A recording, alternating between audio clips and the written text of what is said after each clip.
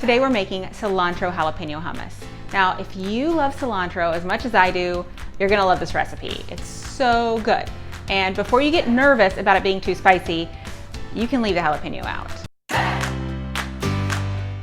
Hi, I'm Holly from My Plant-Based Family. Now, my favorite way to make this recipe is to cook the chickpeas in my Instant Pot. And I'll cook them for a little bit longer than required so that they're extra creamy.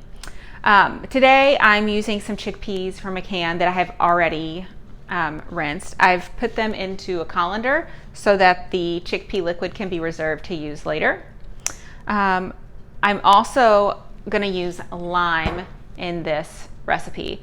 I love fresh lime. You can also add zest if you want, but I'm not going to take the time to do that today. So let's put our chickpeas into our food processor. Next, I'm going to cut my lime in half, and I'm going to use this little handheld juicer so I don't have to worry about picking out all the seeds that I inevitably drop.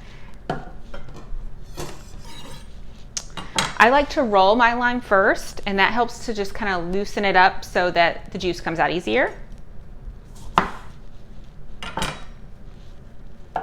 And then I'm just going to put the lime down onto the juicer and give it a little twist.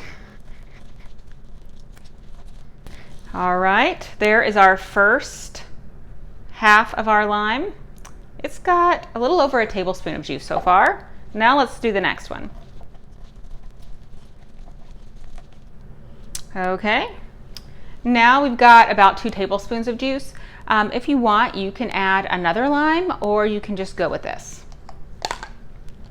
Now, if you are having trouble finding limes, if they're just not juicy, the time of year you're making this hummus, you can also use store-bought lime juice, and I would use 2 to 3 tablespoons of lime juice. Just pour it in. Now, normally I will use fresh garlic, and I'll use 2 to 4 cloves. Right now I'm going to take a little bit of a shortcut and use some fresh minced garlic.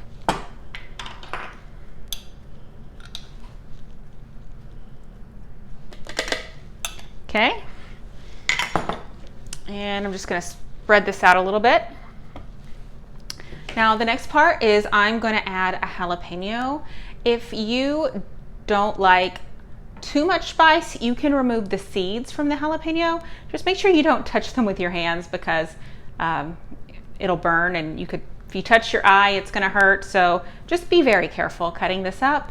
And I'm going to leave the seeds in this time, but when my kids are looking forward to this, I will sometimes remove the seeds so that they have a little bit of the jalapeno flavor, but it's not as spicy.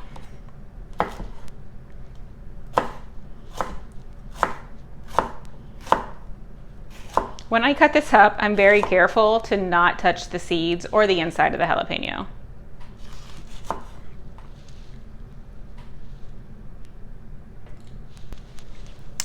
Next, I'm going to add cilantro. Now, I'm aware that certain parts of the population don't like cilantro. For them, it tastes like soap. I happen to be a cilantro lover. I love it. I love the smell of it. I love it in cooked things. I love it raw. It just always elevates a dish for me. So I am not a fan of the stems, however, so I will usually just pick off the leaves and try to use those. If you're not that patient, you can just chop it all up with your knife, but for me, it's worth taking a minute and pulling the leaves off. I love the smell.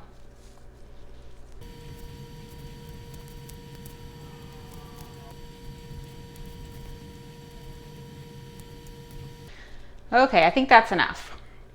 So we're also going to need a little more liquid because we don't use oil in our hummus. So we need some liquid to help make it creamy. And I am just going to use the leftover aquafaba from the can of chickpeas. I'm only going to use about 1/4 to 1/2 cup.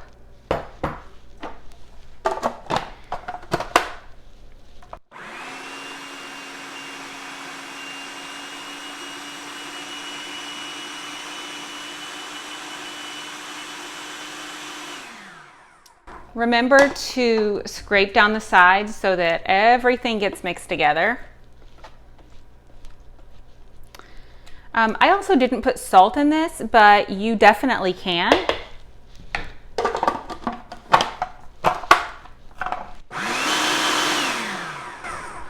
Okay, let's take a look. This looks perfect. I love this hummus. We first developed it after eating at one of our favorite restaurants, Pita Jungle, because they have a delicious cilantro jalapeno hummus that we enjoy with pita. So we made it at home without the oil, without the salt, without the tahini, and it still tastes so good that even my kids love it.